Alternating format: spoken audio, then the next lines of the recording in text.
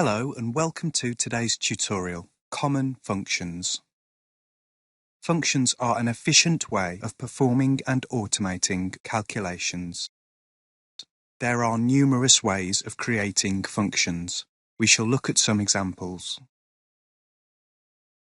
The sum function will add all the values together in a given range. One way to insert a function is to use the AutoSum tool on the Home tab.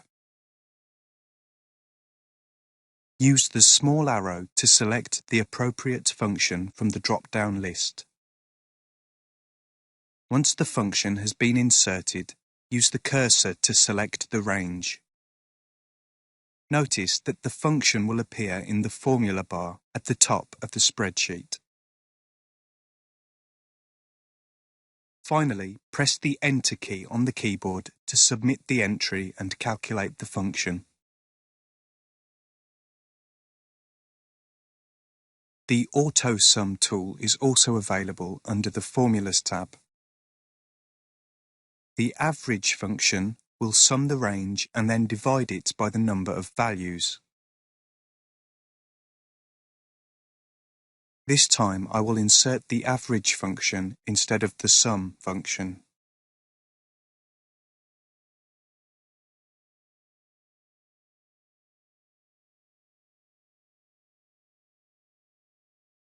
Again, once the function is inserted, use the cursor to select the range.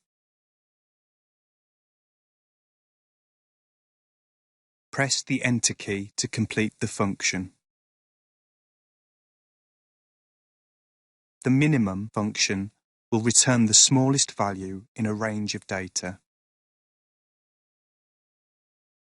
Rather than using the AutoSum tool, this time I will type the function into the formula bar. Notice that the equals symbol is needed to start the function. Min is short for minimum and represents the minimum function. Excel will assist you in typing the function by displaying possible function names. Once the brackets are opened, either type the range or use the mouse cursor to select it.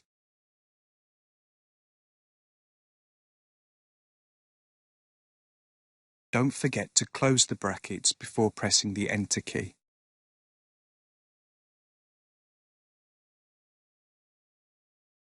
There are hundreds of built-in functions available under the Insert Function tool.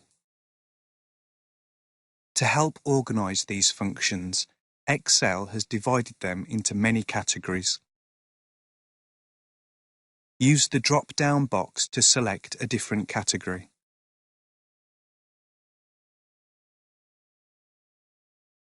Each function contains a description of its purpose. Further details, including examples, are available in the Excel Help.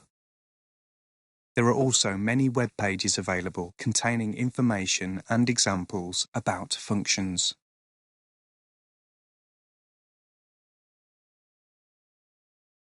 The maximum function will return the highest value in a range of data.